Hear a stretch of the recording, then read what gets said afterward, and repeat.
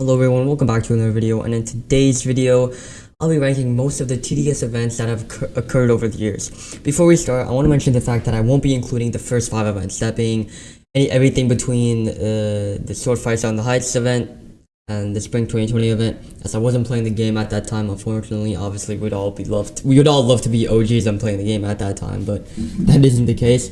I also won't be including any of the April Fool's events, since I just want to stick to major events that are seasonal or themed around some topic or idea, like Hexscape, for example. Lastly, I won't be including the most recent event, the Ducky Revenge event, because my bum self has been playing every event since Halloween of 2020.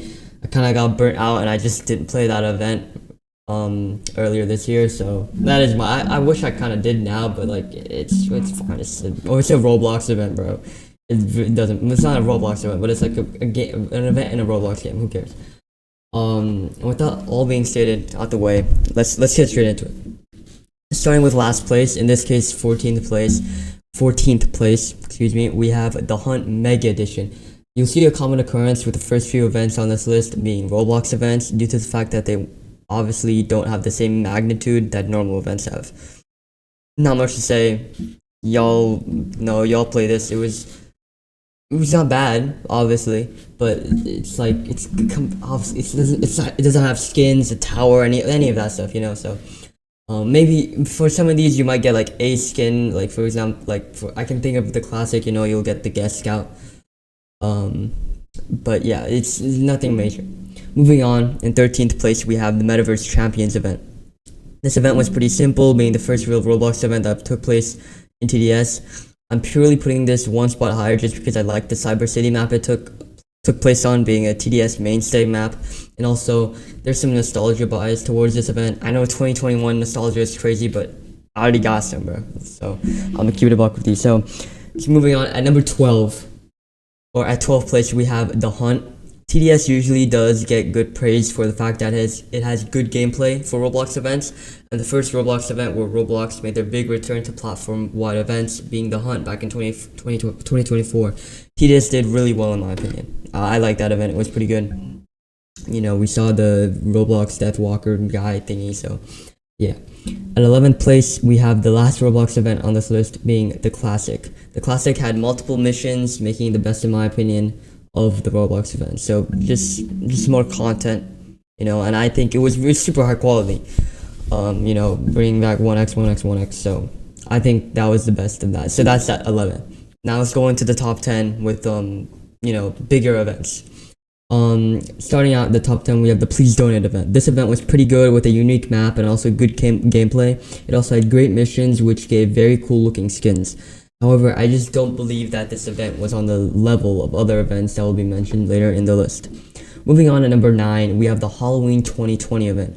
I was really crossed between two main events to put at this spot, but I decided to go with the Halloween 2020 event, since although it was a great event, it was super annoying since it lasted for so many months after the fact. Overall, this event was really good and really set the new precedent for quote-unquote new TDS.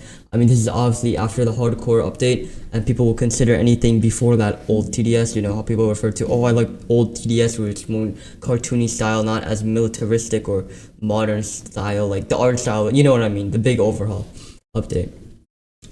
At number 8, I have to go with the Lunar Overture event. This thing had so much potential to be a great prequel to the Solar Eclipse event, but it had a catastrophic end, so unfortunately it can't go any higher. However, it did still have 3 separate nights and had callbacks to previous events like the 2019 Halloween event and the aforementioned Solar Eclipse event.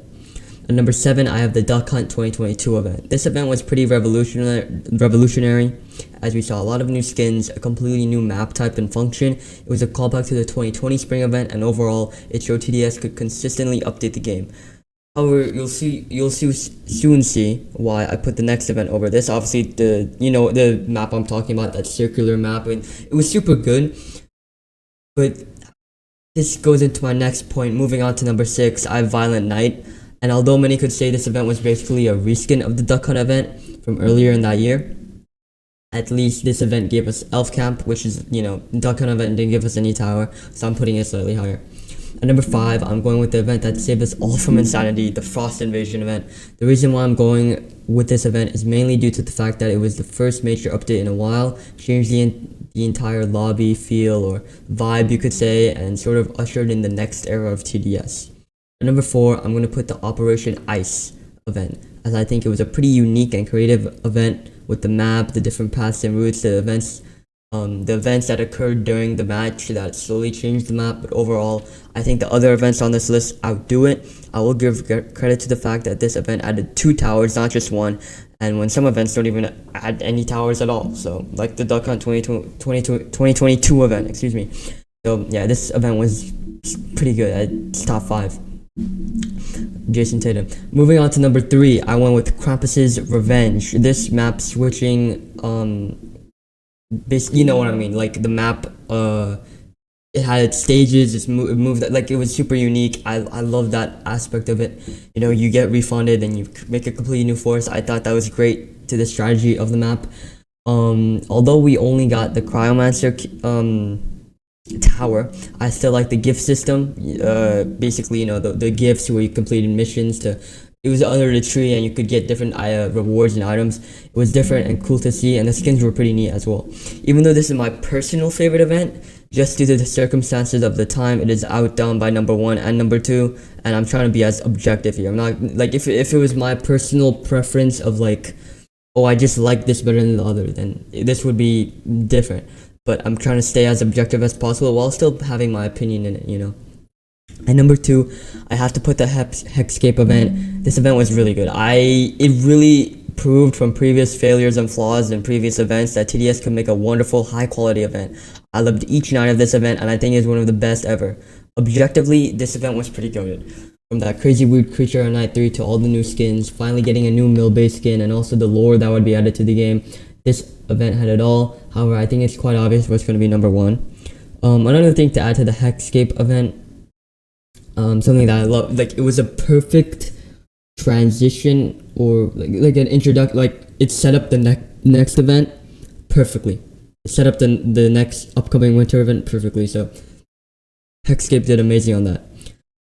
Moving on to the final event, we have at the number 1 spot, of course, the Solar Eclipse event. I've already name dropped it a few times in this video, so let me go further in detail here. This event really established it all.